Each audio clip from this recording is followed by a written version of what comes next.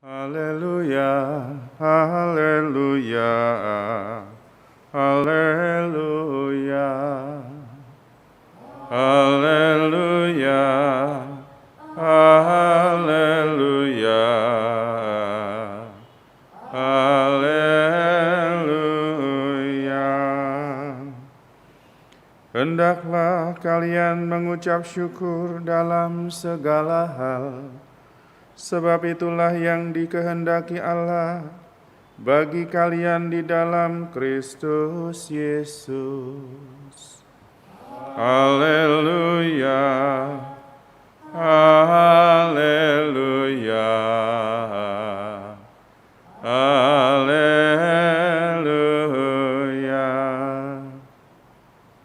Tuhan sertamu dan sertamu juga.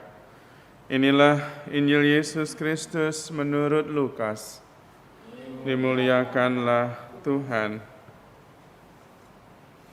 Dalam perjalanannya ke Yerusalem, Yesus menyusur perkotaan Samaria dan Galilea. Ketika ia memasuki suatu desa, datanglah 10 orang kusta menemui dia. Mereka tinggal berdiri agak jauh dan berteriak, "Yesus, Guru, kasihanilah kami." Yesus lalu memandang mereka dan berkata, "Pergilah, perlihatkanlah dirimu kepada imam." Dan sementara dalam perjalanan, mereka menjadi tahir. Seorang di antara mereka ketika melihat bahwa dirinya telah sembuh, kembali sambil memuliakan Allah dengan suara nyaring, lalu tersungkur di depan kaki Yesus dan mengucap syukur kepadanya. Orang itu seorang Samaria. Lalu Yesus berkata, "Bukankah ke-10 orang tadi semuanya telah menjadi tahir?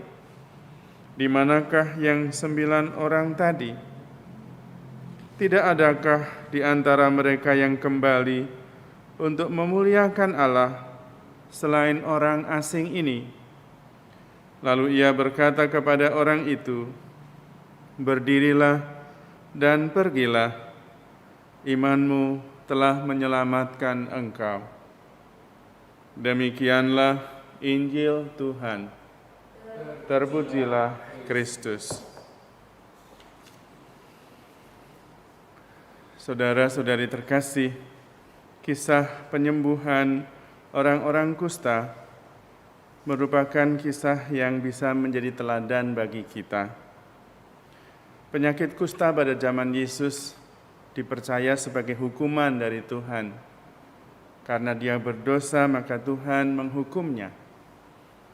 Karena itu yang bisa menyembuhkan hanya Tuhan. Ketika mereka datang kepada Yesus, mereka mempunyai iman bahwa Yesus entah bagaimana mempunyai hubungan yang erat dengan Bapa, dengan Tuhan, dan bisa membawa kesembuhan termasuk penyakit yang hanya bisa disembuhkan oleh Tuhan. Dan ketika mereka diminta untuk menghadap imam, mereka belum sembuh, tetapi menghadap imam itu berarti lapor bahwa mereka sudah sembuh, supaya kemudian bisa diterima lagi, tidak diasingkan, dan boleh mengikuti ibadat-ibadat lagi, karena sudah dianggap sembuh dan tidak menajiskan, tidak najis. Dan mereka percaya, maka mereka meskipun belum sembuh, mereka berjalan mau lapor kepada para imam. Entah bagaimana, pokoknya percaya saja, karena Yesus mengatakan pergi, lapor saja. Dan di tengah jalan mereka sembuh. Yang menarik adalah bahwa satu orang Samaria itu kembali, karena kesembuhannya pertama-tama oleh Yesus. Berarti Yesus bagaimanapun, meskipun dia tidak mengerti persis, Yesus adalah Tuhan. Karena itu dia memuliakan Tuhan. Tetapi orang-orang lain itu yang penting lapor dulu, karena mereka sudah sembuh. Ada unsur formal yang paling penting. Sementara satu orang Samaria itu Lapor atau tidak lapor tidak masalah, yang penting dia sudah sembuh. Yang pengalaman akan Allah itu yang penting. Maka dia bersyukur, berjumpa dengan Yesus, menyembahnya, dan memuliakan Allah. Saudara-saudari terkasih, sering juga kita mengalami, entah sadar entah tidak sadar, kita mendapatkan begitu banyak rahmat dari Tuhan, tetapi kita kurang bersyukur. Bahkan bisa jalan, harusnya bersyukur. Bisa melihat, harusnya bersyukur. Bisa merasakan makanan yang enak, harusnya bersyukur. Dan semua itu dari Tuhan, bukan dari usaha kita sendiri. Namun, saya tidak tahu apakah semua orang selalu bersyukur ketika dia bisa berjalan, ketika bisa terlelap tidur, ketika dia bisa mendengar, ketika dia bisa makan, ketika dia bisa minum. Nanti ketika sudah terbaring, makan susah, minum susah, baru merasakan. Tapi ketika masih sehat, ketika mendapatkan mujizat, seringkali kita kurang bersyukur.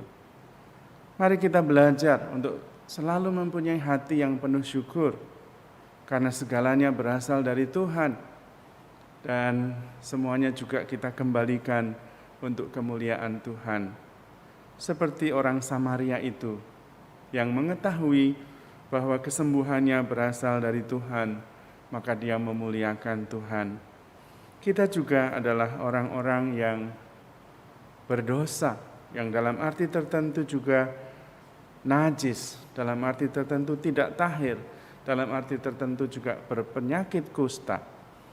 Maka kalau kita disembuhkan, boleh menerima rahmat Tuhan setiap hari, marilah kita selalu bersyukur dan mendasarkan hidup kita pada syukur untuk bisa terus mengungkapkan rasa syukur itu dengan perbuatan-perbuatan yang baik, dengan mengusahakan buah-buah roh sebagai tanda kita bersyukur yang nyata dalam hidup yang konkret. Mohon rahmat Tuhan supaya kita mempunyai kekuatan dan juga semangat memuliakan Tuhan dengan perbuatan baik sebagai tanda syukur kita, karena sudah menerima begitu banyak rahmat dari Tuhan yang sangat mengasihi kita. Amin. Allah Bapa Maha Kudus, kami bersyukur atas rahmat iman, sehingga kami bisa mengenali karya-Mu dalam hidup kami. Semoga kami selalu bersyukur atas apapun juga, meskipun kecil, karena semuanya merupakan anugerah dari kebaikan hati-Mu. Sebab Engkaulah Tuhan dan pengantara kami.